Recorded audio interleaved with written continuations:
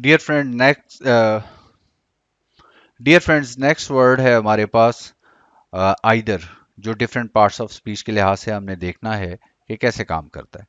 पहला sentence, either bat is good enough. तो bat हमारे पास क्या है, ये नाउन है। ये चमगादड़ वाला नहीं है, क्रिकेट वाला है। आइदर बैट ये नाउन है, ठीक हो गया।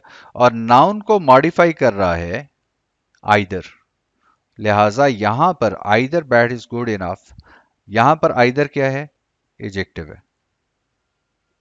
नेक्स्ट सेंटेंस देखिए, आस्क आइदर ऑफ देम। तो आस्क होम का आंसर है आइदर।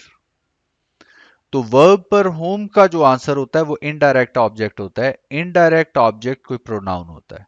सो यहां पर आइदर क्या है, ये प्रोनाउन है। करेक्ट।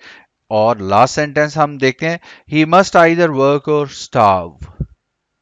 तो आइदर और के कॉम्बिनेशन में आइदर जुगाड़ फार्मूला, देसी फार्मूला, आइदर और के कॉम्बिनेशन में आइदर कंजंक्शन है, सीधा सीधा। See you in the next video.